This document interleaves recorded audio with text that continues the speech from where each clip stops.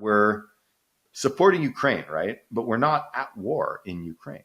And yet you get a ton of people who run around saying, we're at war in Ukraine. Why are we at war? Why are we fighting it? We're not. And yet all these people run around and say that we are. Well, the government needs to say, we are not at war, which is exactly what it did during Lend-Lease in 1941. They said, we are not at war. We're supporting this country so that it doesn't get conquered with material, but we are not at war. Where can the government push back against all these people who say, we're at war in Ukraine, it's our war? Because, the point is that there's zero cost to saying the dumbest shit on social media or to liking and retweeting the dumbest shit, so giving approval to the dumbest shit. There's zero cost. And you can say, well, okay, what if it was the Trump government? Should they do it? Yes, the Trump government should absolutely do this. Make your damn case to the people.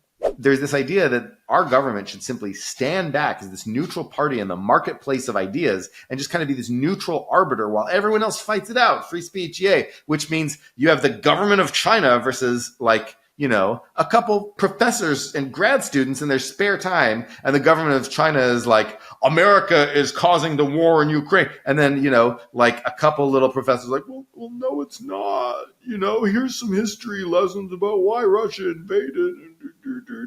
Like 3 likes, and then Chinese government sponsored stuff is like, raw, America, evil.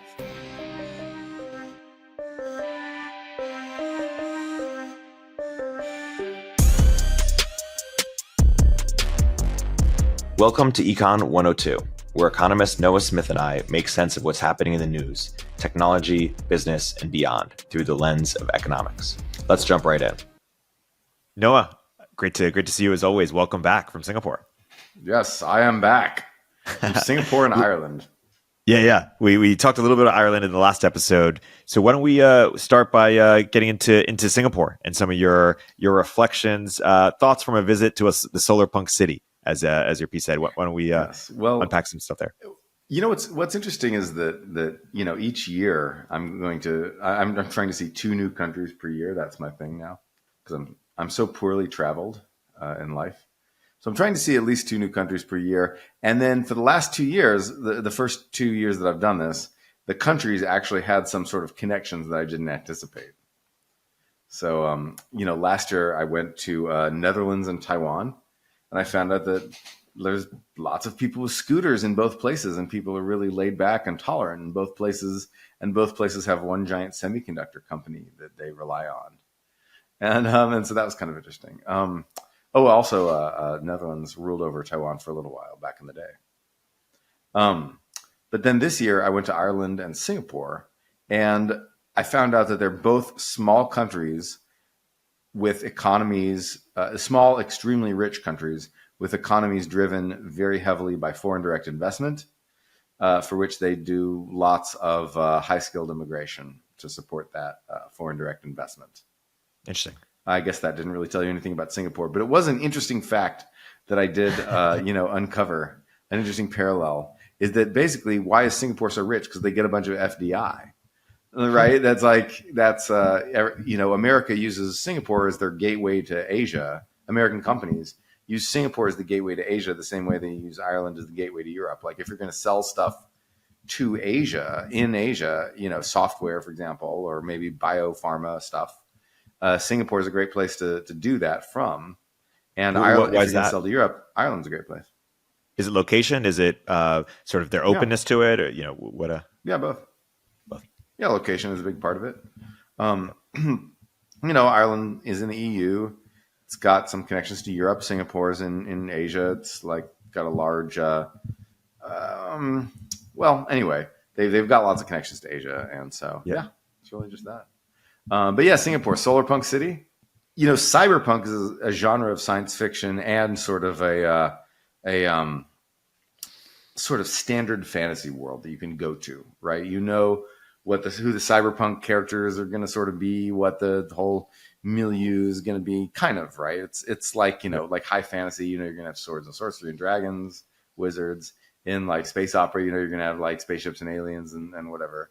And then in cyberpunk, you're going to have like these, big corporations and like biomodifications and like hackers and whatever, right? So solar punk is none of those. solar punk isn't a fiction genre at all. It's really just a design idea. And no one can really articulate what the design idea is, but I think plants on buildings is kind of the consensus of what that means. But basically, solar punk is a kind of word that we use to try to imagine a future of abundant energy where technology allows us to integrate more closely with nature. So technology, in its early stages, basically you control nature. You chop up some trees, you dig up some coal, you pour concrete over a lot of natural beauty, right? And so it's sort of like you get this man against nature sort of like mid 20th century idea, and then or even 19th century idea, and then with solar punk, the idea is technology gets so good, so complex that we can integrate the organic and the mechanical, right?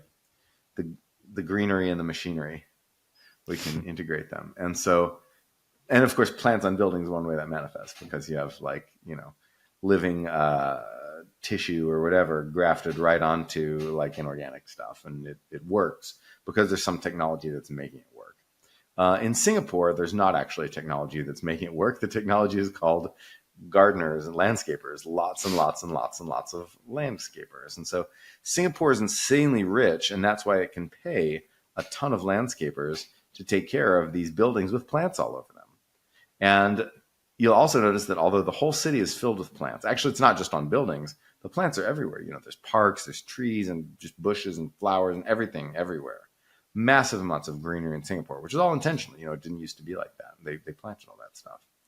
But you might think there would be a lot of bugs, right? Because it's right on the equator. It's, 87 degrees Fahrenheit every day, all year round.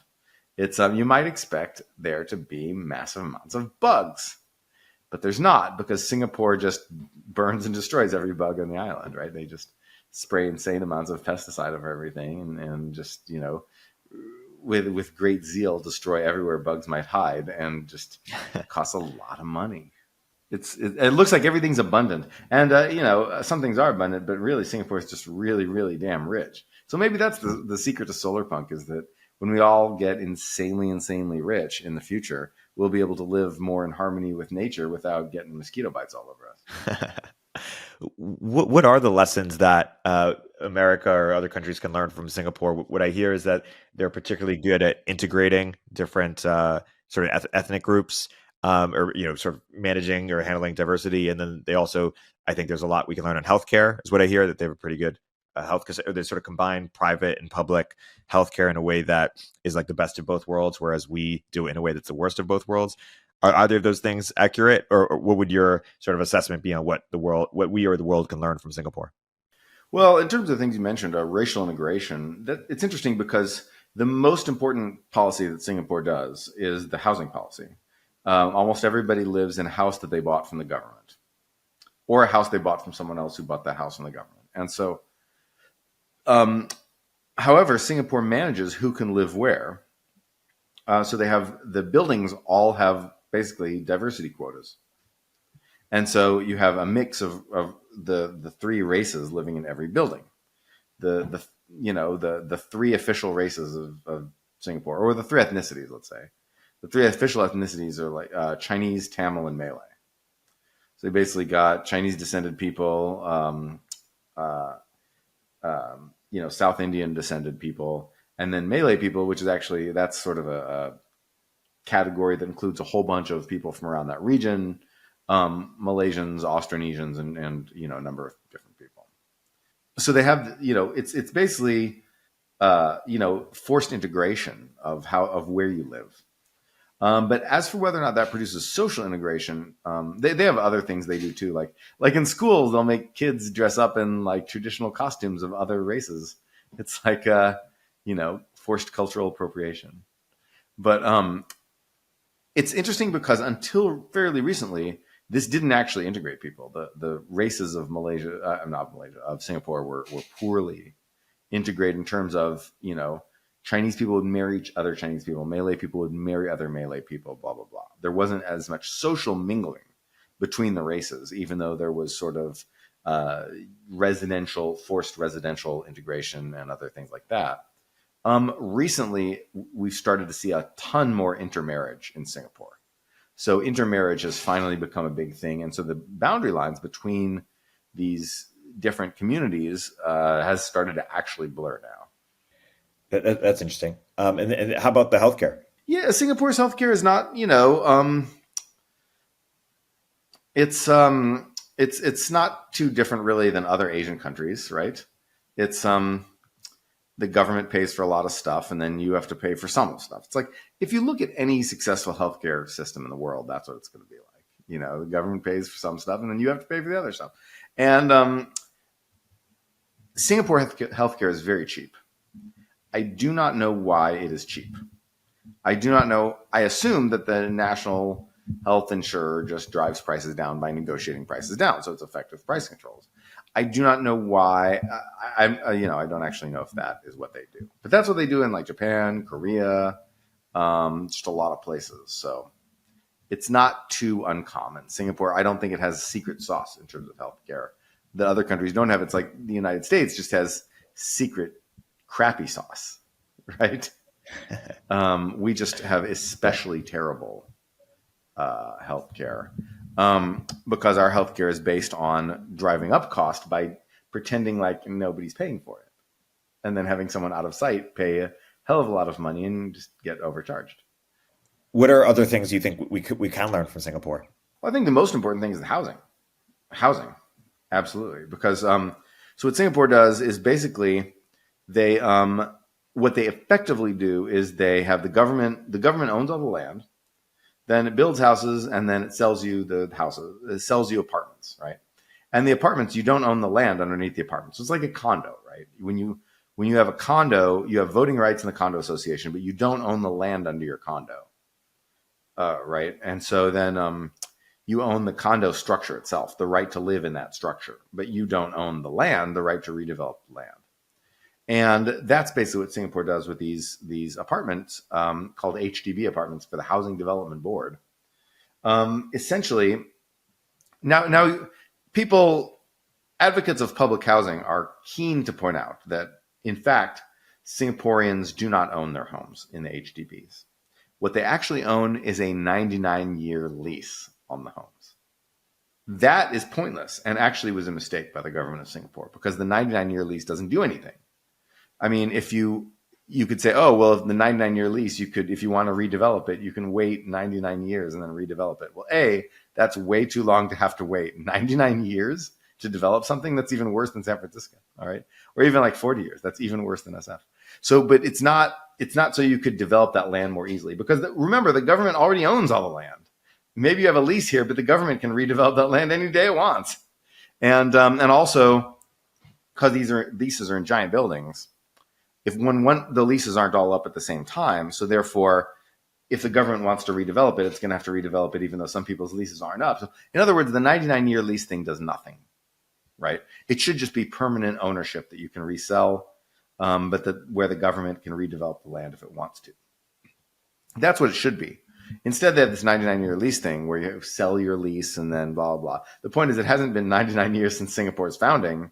So no one has actually seen their lease terminate yet. So no one's actually been arbitrarily kicked out of their house because their house happens to be owned for only 99 years and suddenly you have to move tomorrow.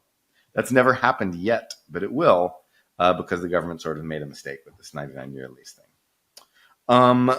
But that said, the practice of having the government build a ton of houses and sell houses cheaply to first-time home buyers is extremely good. That's a good idea.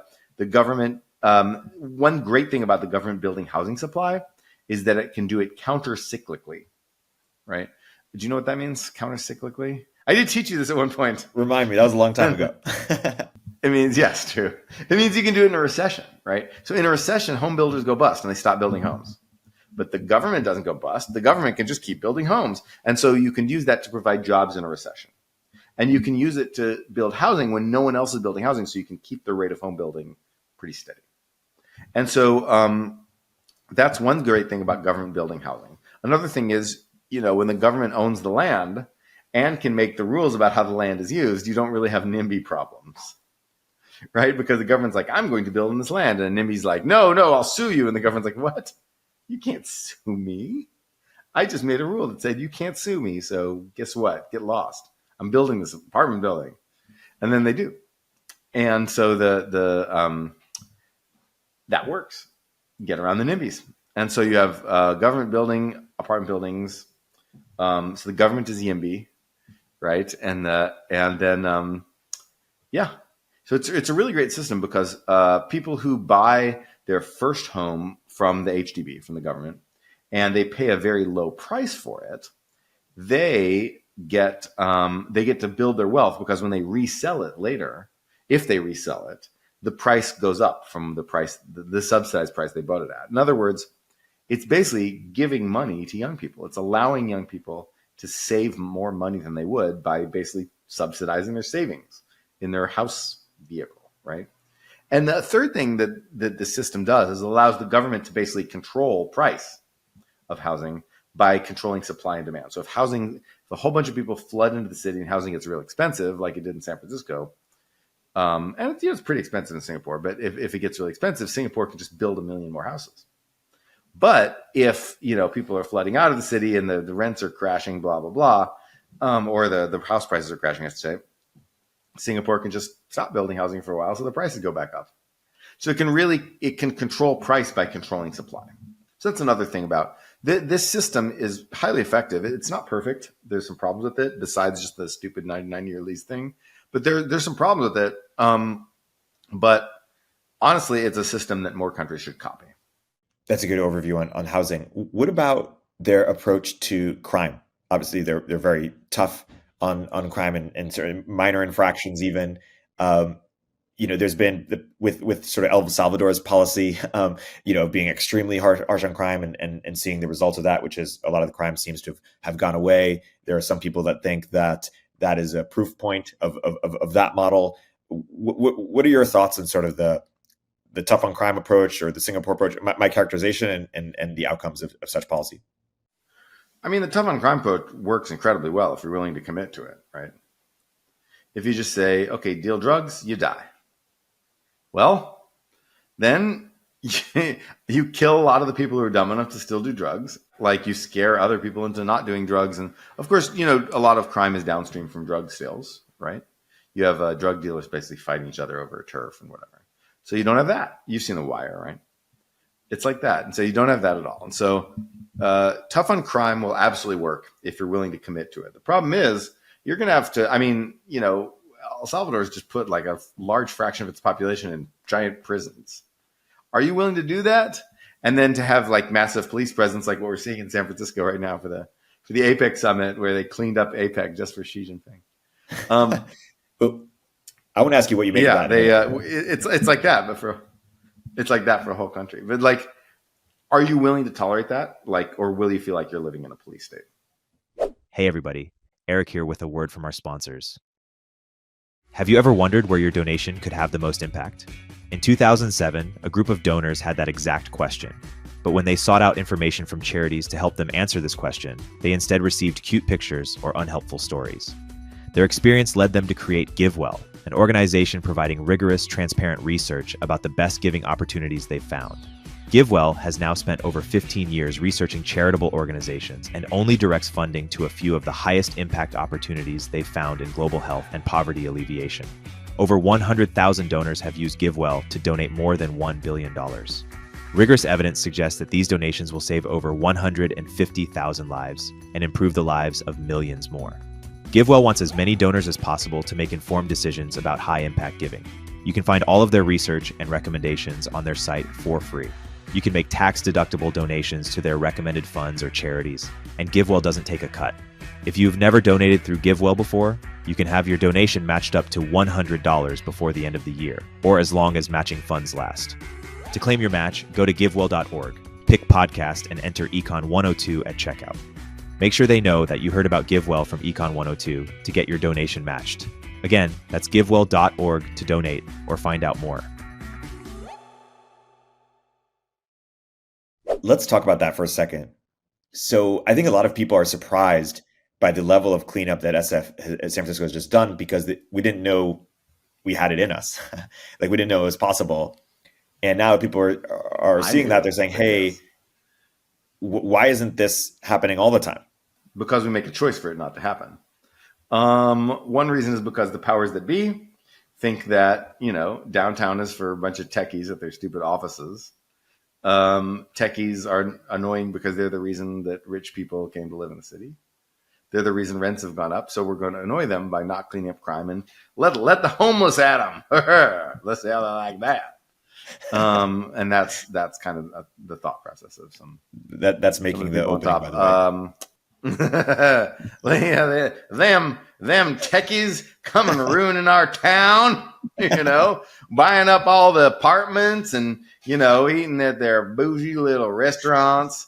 No, well, let's let the homeless at them. Yeehaw! It's imagine if San Francisco were just run by the most ridiculous small town Texans you've ever met. Yeah, then exactly. That is what they'd be saying. In fact, we should do this as a bit. We should just have Texan Aaron Peskin. Housing. We should build all the affordable housing, just not in the marina where my voters live.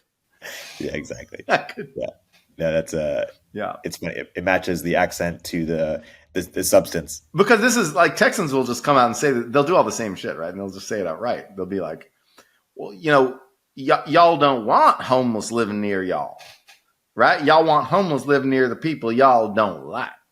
And they'll just say that, very plain spoken people. And then San Francisco people will be like, no, new housing raises rents. Really, guys?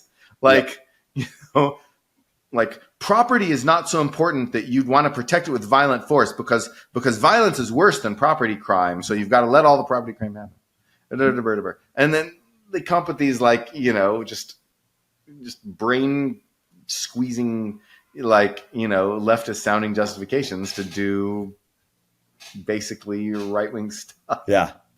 Zooming out, or this is an interesting segue because, in the other week we talked about Mark Andreessen's techno-optimist sort of manifesto and areas where we overlap and areas where, we maybe differ.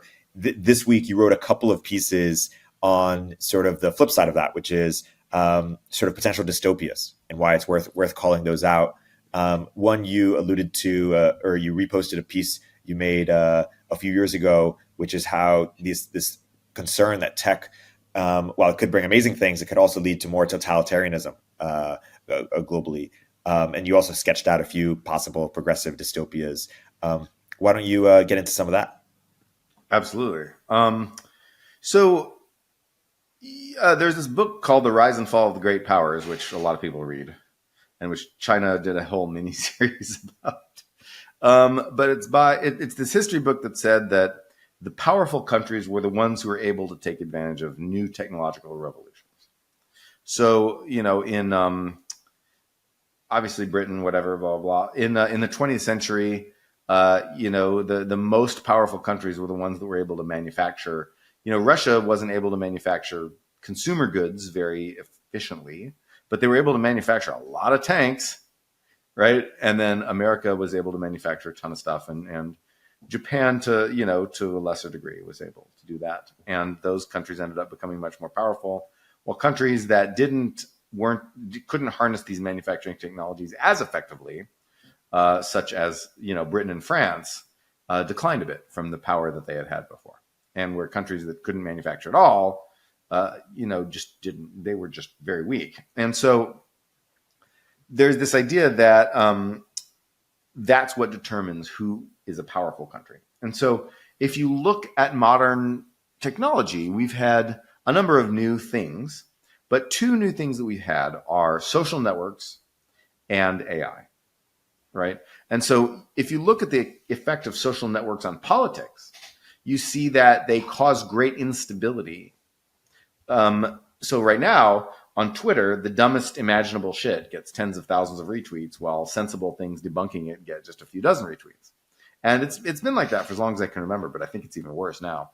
And then on TikTok, where there's not even any pushback, the dumbest stuff just goes absolutely viral. So, some woman's face with the text over it saying, all this aid to Israel, imagine if we reinvested it in our own communities, right? And so, of course, that's stupid. It would produce nil effect if you reinvested that money in your own communities. But because so incredibly small. But people still say this stuff. Anyway, so there's an argument that social networks lead to unrest, that discussion and on Twitter and propaganda on TikTok will lead to unrest, will lead to chaos, the dissolution of the government, the fall of the nation state ultimately.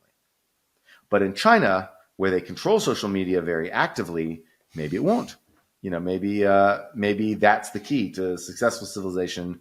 So maybe in the age of the printing press, where large monopolistic companies could eventually dominate and sort of control messaging and information, in the service of, if not good, at least social stability, right? Maybe the New York Times wants social stability, and not because that's how they sell more New York Times. But now in the social media age, everyone just wants to say the most extreme shit possible to get clicks, and this extreme shit ends up radicalizing everybody. And so therefore, maybe the shift from newspapers, television, and radio to online, to social media sites of news and discussion, maybe this foments chaos in countries that don't control their social media. In countries that don't control their social media, those are called democratic countries. So maybe social media naturally just foments chaos and destroys democracy. So that's one thing. Now AI, obviously AI is going to, in America, we're going to use it for all sorts of applications. In China, one of the big applications they're using it for, which they call smart cities, by the way, is one of the big applications they're using it for is social control. So you go to Xinjiang, where the Uyghurs live, and it's like a giant, open air prison where people are constantly checked and rechecked in the faces, checked down and blah, blah, and they look into their house and see exactly what people are doing. And this is currently, somewhat low tech, but they're trying to replace this with AI as fast as they can. So you can easily imagine a future where AI just polices everybody all the time. AI with ubiquitous sensors and the internet, right? Just polices everybody all the time. And so the question is there's also this argument that AI is not this sort of technology that you can spin up in your basement, right?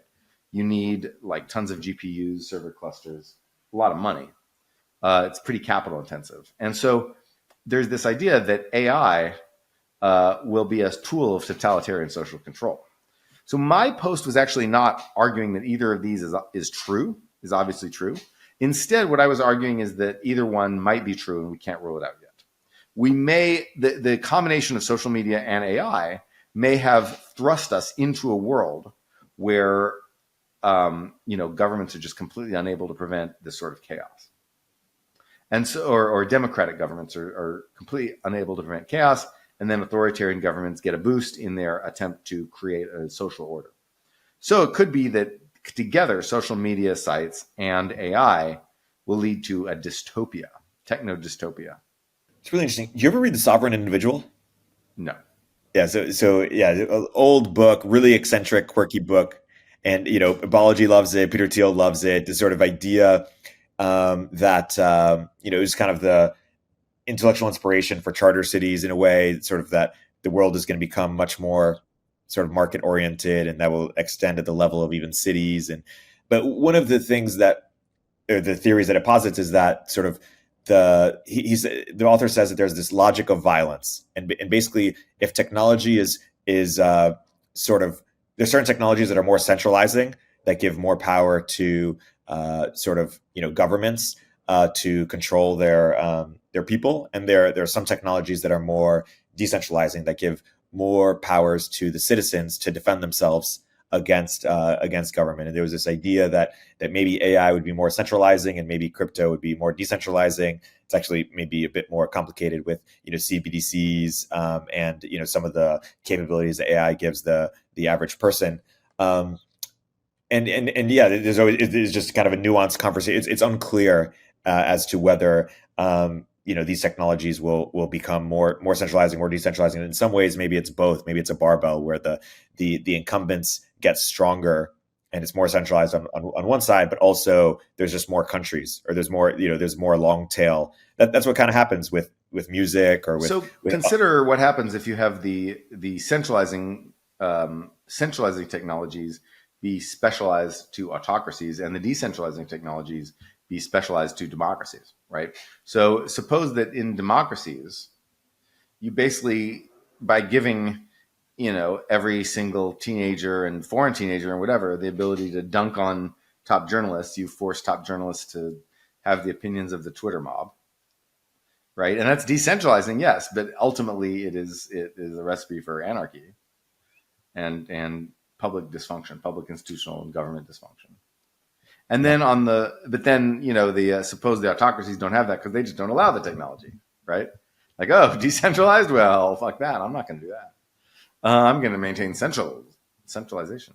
And so then suppose they do AI, and suppose AI is adapted, not just AI as a centralizing technology, but AI is adapted for use in autocracies, because only an autocracy would have an AI look in your window and make sure you're not praying to Mecca any time of the day, all day.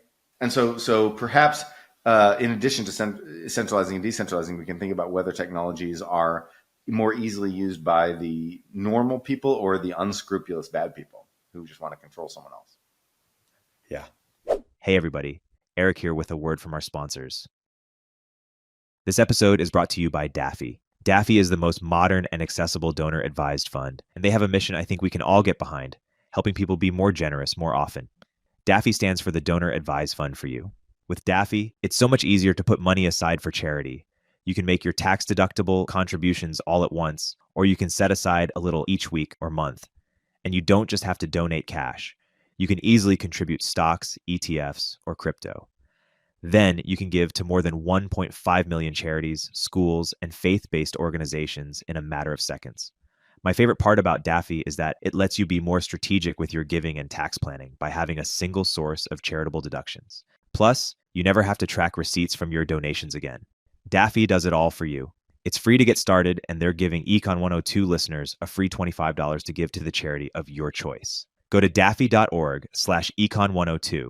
That's daffy.org/econ102 for a free $25 to give to your favorite charity. If you're a startup founder or executive running a growing business, you know that as you scale, your systems break down and the cracks start to show. If this resonates with you, there are 3 numbers you need to know: 36,000, 25, and 1. 36,000. That's the number of businesses which have upgraded to NetSuite by Oracle. NetSuite is the #1 cloud financial system, streamline accounting, financial management, inventory, HR, and more. 25. NetSuite turns 25 this year. That's 25 years of helping businesses do more with less, close their books in days, not weeks, and drive down costs. 1, because your business is one of a kind, so you get a customized solution for all your KPIs in one efficient system with one source of truth. Manage risk, get reliable forecasts, and improve margins. Everything you need all in one place.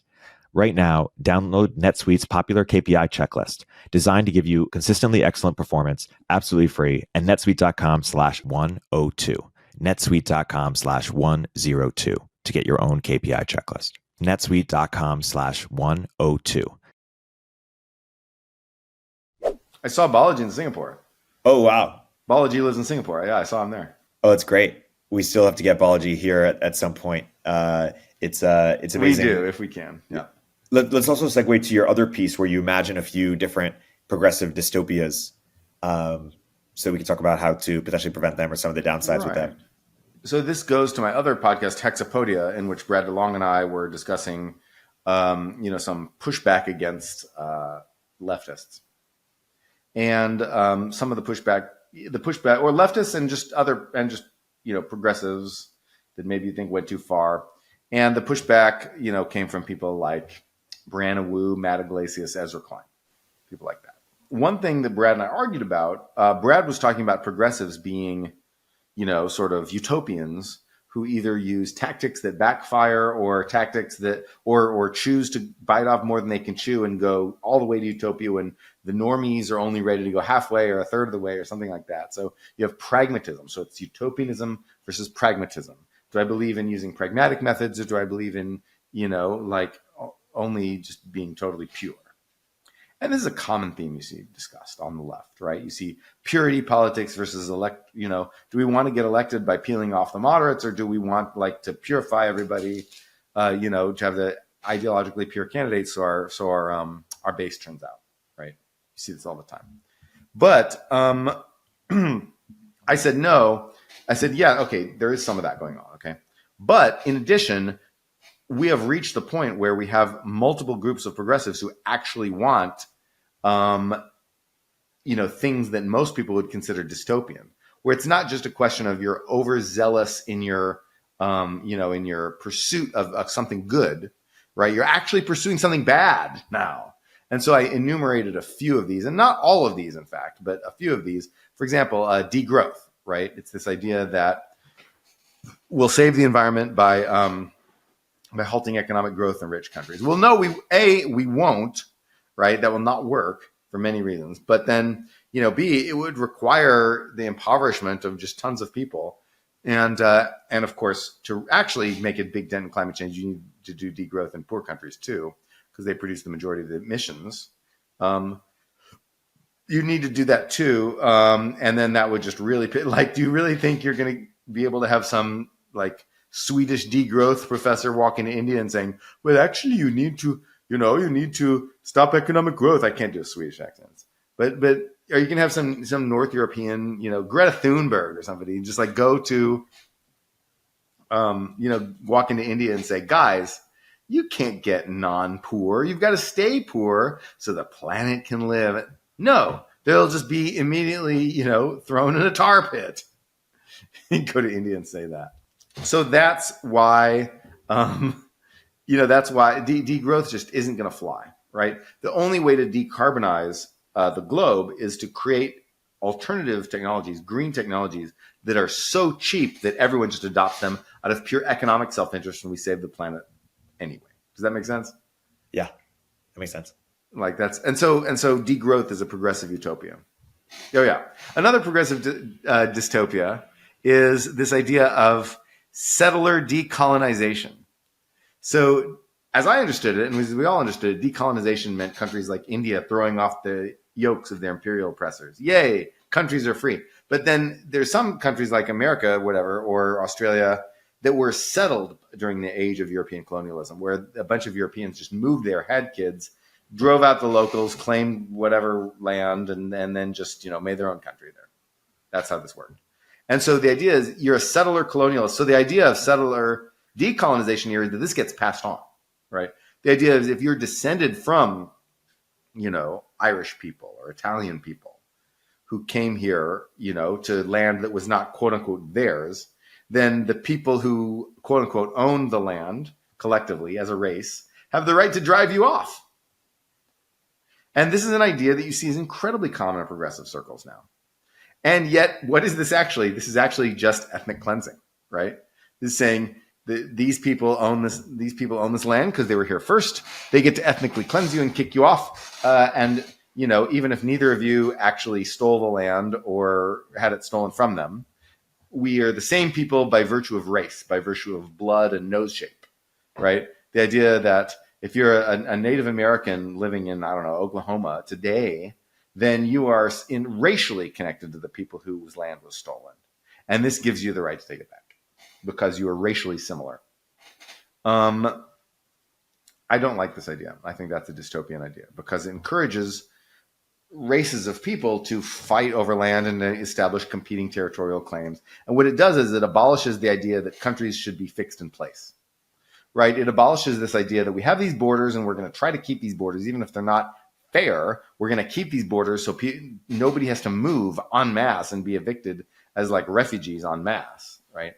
So that's what we've done since World War II. And we've even done a pretty good job of making sure borders are more or less inviolate. And that's one reason everyone's mad at Russia, because Russia violated that norm by invading someone else and trying to take them over. So I think that's another dystopia, is this idea that whoever is racially affiliated with the native population of a place, indigenous population of a place, i.e. the last conqueror who didn't write down their conquests in a book, right? But whoever's indigenous should be able to just kill and expel and ethnic cleanse all the people who are of a non-indigenous race. And to me, that is psychotic. That's like, Hitler's city. It's called irredentism, this idea that, you're upset about every historical piece of territory that your empire, or your country used to control and doesn't control now. So you're going to go to war over this tiny little, piece of territory. Anyway, so that's sort of a dystopia. I'm trying to remember what was my third dystopia. I always get confused by people who are pro-immigration, but then anti the kind of immigration by the wrong people, whether it's they call them gentrifiers, they call them colonizers. How do you square that circle, right? I mean, you can, some people want to have selective gated communities, right? Like you're like, well, we only want to let the rich people in, or we only want to like Canada's like, we only want to let the smart people in, right? They're not only, but their immigration system is heavily biased towards skilled workers. And so Singapore certainly is very biased. Singapore, the poor people are just guest workers, non-residents who could be kicked out at will, while in terms of permanent residents, they want to bring smart knowledge workers. And so they're very deliberate about this. So you can have a gated community and basically say this gated community is run for the benefit of the people who created this gated community. Or you can, So basically a lot of people want to create gated communities, and there's lots of concepts as to who you'd want in your community. Yeah. Is gentrification bad for the city? Like, talk about the impacts of gentrification. Like, who does it help and who does it hurt? Well, a lot of studies show that the idea of gentrification, of rich people basically moving into a neighborhood and pushing poor people out, it is real. It is a thing that happens, but it's actually less common than people think. And by far, the more common thing is neighborhoods that die because everyone's moving away. Right? So if you want to help struggling places, the idea of poor people getting gentrified out by these rich people who come into their neighborhoods and gentrify them is actually a pretty minor threat compared to poor people who just never, no one wants to live there at all. So the problem with gentrification is that it's often used as an excuse to stop development, which often hurts the far greater number of places that are decaying because you can't do new development, so you can't sort of rebuild these places. Being anti-development will hurt these places, and it won't really protect places that are gentrifying either, right? Because it turns out that the development doesn't really drive gentrification. Yuppies don't move to a place because it has a nice new yuppie building, unless they move there to live in the building and exist. But the reason yuppies move to places is because they're hip, they're cool. Yuppies can feel bohemian. You can be around poor people and feel authentic. That I don't know, whatever culture. And so that's why gentrification, when it does happen, that's a reason why it happens. Also, people being pushed out of the city center looking for somewhere cheaper to live, right? They're rich. They're richer than the people in the places they're moving to, but they're not that rich, and they're getting priced out of some more central location. So this whole idea that you can sort of protect these local traditional communities by stopping development and that'll stop gentrification is completely misguided on a number of levels. That makes sense. And so when people are worried about, like when they say a place is getting colonized, like what exactly are they referring to there? I mean, that's just a word people throw around. Like once, the 2010s had a lot of leftist stuff being used to justify political things. And now that's sort of just become a tick throughout our society. Just saying like, oh, you're colonizing me, to whatever people do, you moved in next door to the house that someone sold you next door. You're colonizing me. You build an apartment building. It's colonialism. I mean, it's like, no, it isn't. That's a stupid, wrong thing that you said. And you said it on social media for attention. And even if you got attention, that doesn't make what you said right. Totally. So the other two things you mentioned in that piece were, one, the NIMBY vision, not building enough houses that we've covered a little bit. And then also the hollowing out of the education system, i.e., making sure everyone is equally educated or equally uneducated, as opposed to being ambitious in terms of up-leveling, the people who need it. Yeah. So those are two definite dystopias that we are sort of facing right now. We're especially facing the NIMBY dystopia. That one's kind of already happened. Like we've seen what happens when you refuse to build new housing. In terms of the education thing, there's been a lot of pushback against it. There's basically like the progressive educational ideas championed by this woman named Jo Boaler at Stanford is essentially that if you that you can further equity by teaching kids less math, which is now metastasized into sort of like teaching kids less reading. So you can by teaching people less, you can reduce education gaps. It's like taxing people until everyone's equally poor to create equality.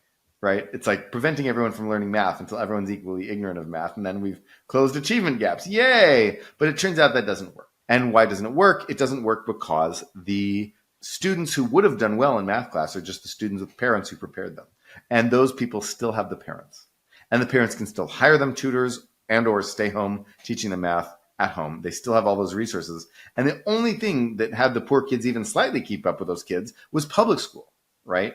The idea that like everybody goes to public school, so it's this equalizer. Well, guess what? If you don't teach the frickin' math in public school, it's no longer an equalizer. Now it is it's an engine of inequality, because the people who have parents who will teach them math or hire someone to teach them math will be the kids who grew up knowing all the math, while the poor kids will just get completely screwed in terms of how much math they know.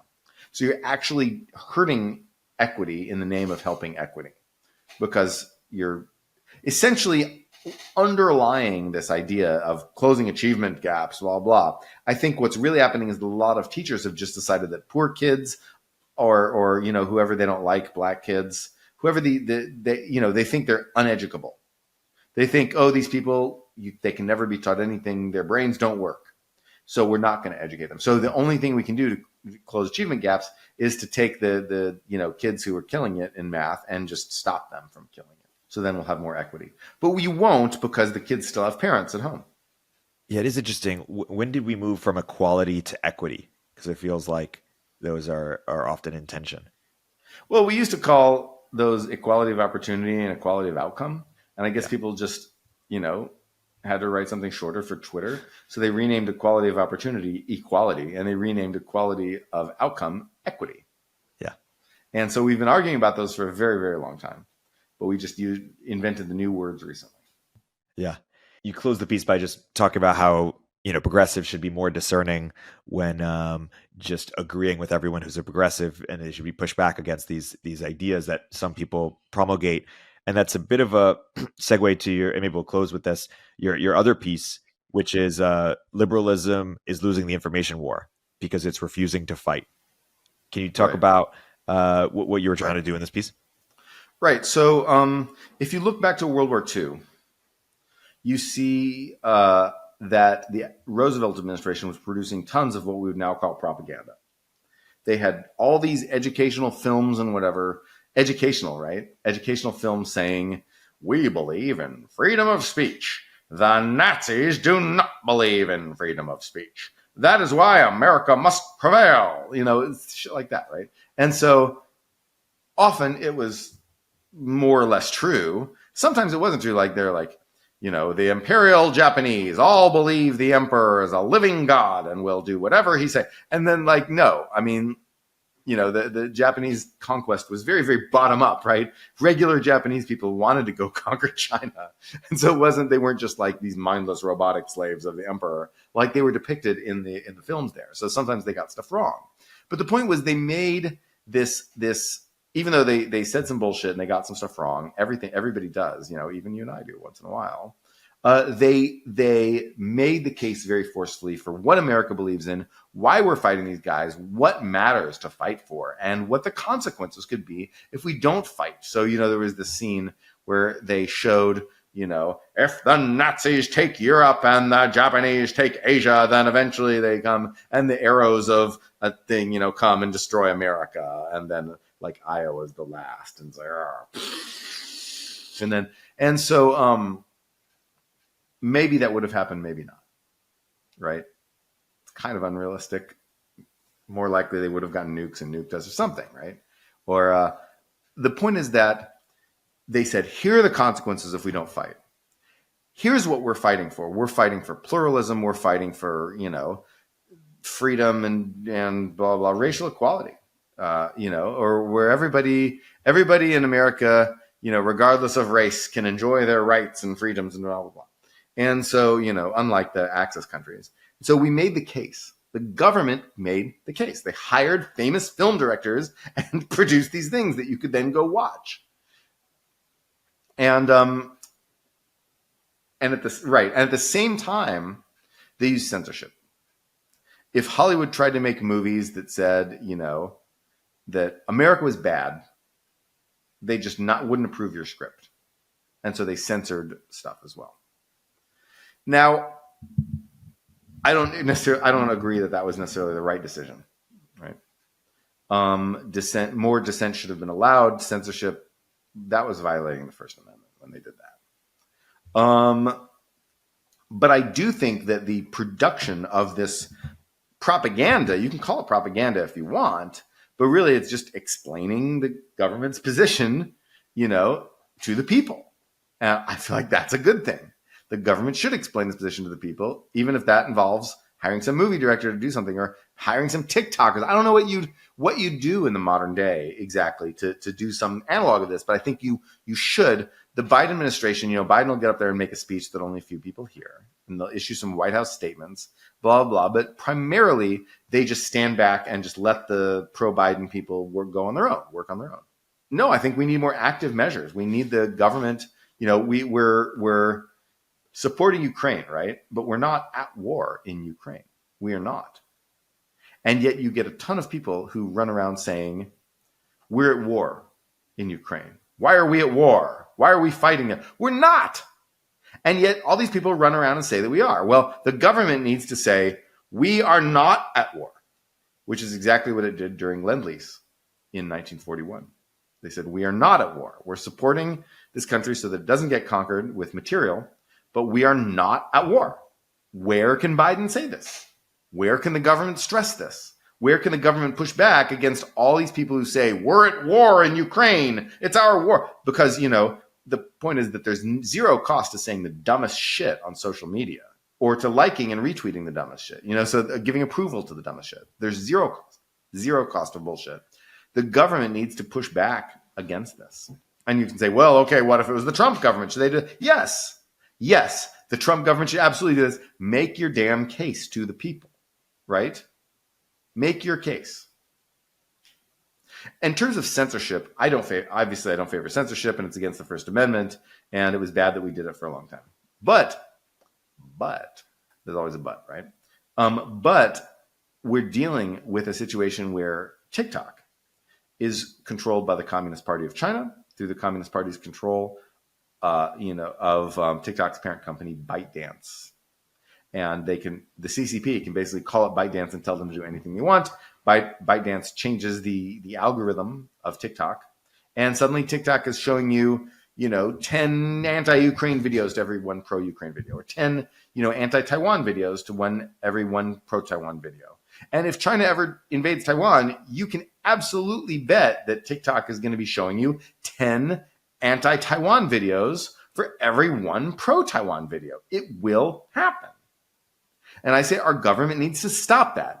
Ban TikTok or force it to be sold to an American company where they can, make sure that kind of thing doesn't happen. Or there's no pressure on them to make that thing happen, right? To tip the algorithm toward pro-China, anti-Taiwan views. Ban TikTok or force it to sell to an American company. And we've been talking about this forever, and we haven't done it yet because there keeps getting pushback from this person and that person. And people ultimately it's just a bunch of dancing kids on video. Who cares? It's not worth going to bat for. But it is. And I think that the Gaza war is making people start to realize it. So I don't think we should censor, but I do think we should prevent foreign governments from maintaining a chokehold on crucial social media that America watches. And, there's this idea that our government should simply stand back as this neutral party in the marketplace of ideas and just kind of be this neutral arbiter while everyone else fights it out. Free speech, yay. Which means you have the government of China versus a couple fucking professors and grad students in their spare time. And the government of China is America is causing the war in Ukraine. And then, a couple little professors well, no, it's not. Here's some history lessons about why Russia invaded. And 3 likes, and then Chinese government sponsored stuff is raw America evil. No, our government needs to put a stop to that. That is why we have a government. It is not simply to stand back and be a neutral arbiter in the marketplace of ideas. You are not simply the janitor of the marketplace of ideas. U.S. government, you must ensure a level playing field by stopping China from controlling our most important social media with its messaging. Especially when they don't allow our social media in China. That feels Not like the at all. easiest logic to get behind. Yeah, it's like liberalism is going to fight autocracy with both hands tied behind its back. Do we really want to give the future to totalitarian countries? by saying, okay, totalitarian countries, you can control your information sphere as much as you want at home, and then you can control ours too, and it's fine. We're just going to do nothing about it. Stop. Reciprocity. Ban TikTok. Reciprocity feels like the easiest logic to ban TikTok with. Just, hey, they don't allow it. Yes. Like, it's, yeah. Yes. And people, a lot of people in the tech world have been screaming their heads off about this for quite a while. And people in DC need to listen. People in DC, they've got a lot of like lunches to go to with lobbyists and whatever. And they need to listen to this. What do you think, Erik? I want to know what you think about banning TikTok. Like, I'm not an expert on this. What do you think? I think we should absolutely ban it. I mean, I'm buddies with Jacob Hellberg, who's been on this ban TikTok page for a while now. I mean, and especially having seen sort of the Israeli-Palestinian sort of perception that TikTok has engendered. But even before that, I mean, there's a number of reasons. One is just on the sort of aspect of reciprocity alone. If they don't allow Facebook or Twitter or ours to be in China, why would we allow theirs if we're not happy with the product? And TikTok is addicting our teens, and it's getting them into ideologies that are pretty scary and often anti-American. And it's unclear to what degree China is putting its thumb on the scale, because what there are reports that what Chinese people see on TikTok is very different than what U.S. Americans see on TikTok. We know they're putting their thumb on the scale. Yeah, why wouldn't they? Right? Do we need to know how much? Because we know they're going to do it in the event of a Taiwan war. Yeah, exactly. And that is like mind control of Gen Z, right? I mean, or a wide swath of our population that is voting, and so it's pretty scary. Yeah, why not just nationalize it or have our own version? People are scared of what it does to the creators or people's jobs, etc. But we could just create a new one. India did it, right? Or India successfully banned TikTok. So yeah, I don't see what the holdup is. Why aren't we doing it? It seems obvious. Yeah. Anyway, there's our policy conclusion for the day. Yeah, let's wrap on that. And next week, also, I think TikTok's boring. Ban it. That's another good reason to ban it. Yeah.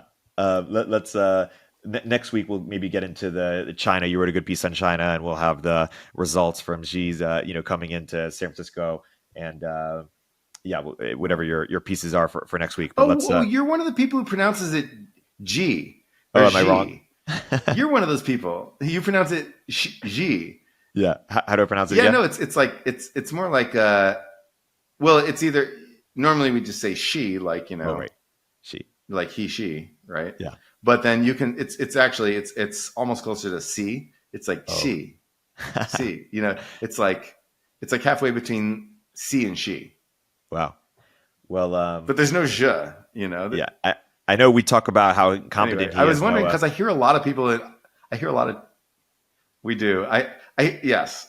And I don't know why. Like everyone I know in tech has started pronouncing it G. I'm fighting the good fight against it. I don't know, but he sucks. Yeah, he does suck. That said, he did clean up San Francisco, which is something no one else has been able to do. Someone had to do it. Now we're Singapore. Yeah, exactly. At least for a couple Singapore weeks. For a week. Yeah, exactly. Yeah. Wait, does this last for a couple weeks? I thought it was only 1 week. Yeah, maybe I'm getting too optimistic. Oh dang. Let's let's wrap on that. Noah, always a pleasure. Until next time. Until next time.